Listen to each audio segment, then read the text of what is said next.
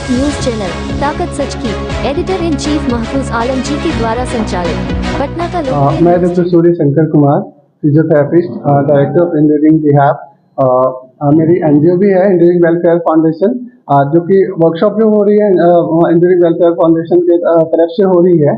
और इसमें हम लोग chiropractic, osteopathy, manipulation, spine and pelvic का वो वर्कशॉप हुआ है, जिसमें बहुत सारे जो चैलेंजेज आते हैं, पुअर पोस्चर, ट्रॉमा और ये आपका लाइफ स्टाइल जो आज का है, उसके वजह से वो स्पाइन पे बहुत सारे प्रॉब्लम आते हैं, जिसमें कि आपका जो स्पाइन है अपने मिस अलाइन हो जाता है, अपने अलाइनमेंट से चेंज हो जाता है, जिसके वजह पुअर पोस्चर के वजह से उसको करेक्ट करना, प्रॉपर डायग्नोसिस करना, उसके बाद उसको करेक्ट करना, जिससे क्या है कि उसमें आने वाला लगातार अगर वही कंडीशन रहा पुअर ये मिस अलाइनमेंट, जिसके वजह से क्या होता है कि कमर में दर्द आना और तरह तरह की चीजें। नमस्कार। एक्चुअली यहाँ पे हम 2 दिन की कार्यशाला कर रहे हैं, जिसमें हम आज के हमारे जिस तरह की जीवन शैली है, लाइफस्टाइल है, उससे धीरे धीरे हमारे आप देखेंगे जोड़ों में, मांसपेशियों में दिक्कतें आने लग गई हैं। स्पॉन्डिलाइटिस जैसी बीमारी जो किसी ज़माने में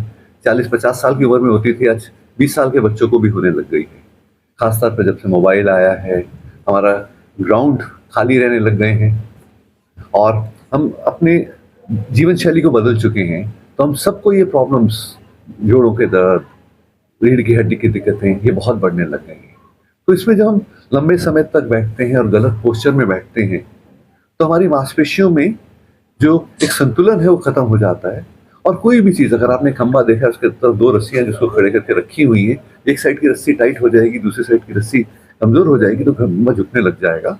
ऐसी जो हमारी हड्डियाँ हैं, ये अपनी जो नॉर्मल पोजीशन है इसको कहीं ना कहीं लूज कर जाती हैं, और उनके ऐसा करने से जो आसपास की नर्व्स हैं, नसें हैं, उनके ऊपर दबाव आता है, और डिस्क जैसी चीज़ें जो हमारी हड्डियों के मूवमेंट के लिए बनी हुई थी, वो कहीं दब के पिचक के बाहर निकलने लग जाती हैं।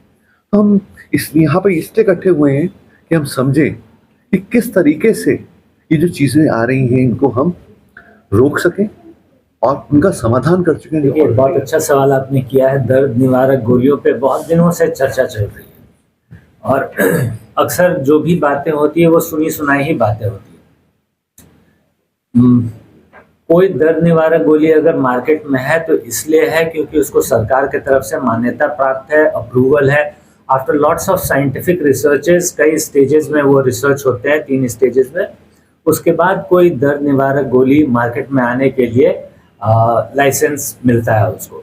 तो ऑब्वियस है कि कोई भी दर्द निवारक दवा अगर मार्केट में है तो सारे टेस्ट को पार करके गया है। लेकिन प्रॉब्लम तब आता है जब हम ये नहीं जानते हैं कि कितने वक्त तक उस दवा को लिया जा सकता है, और एक ब्लैंकेट स्टेटमेंट आ जाता है कि दर्द की दवाओं को नहीं खाना चाहिए, उससे किडनी खराब होता है। ये भी गलत है। कुछ ऐसे दवाएं थी पास्ट में जिनसे कि किडनी जल्दी खराब होने का संभावना था, वो दवाएं धीरे धीरे मार्केट से बाहर जा चुकी हैं।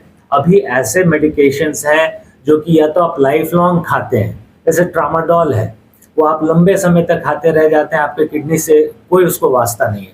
या और भी ऐसे मेडिसिन है 2-2 साल आप खा सकते हैं।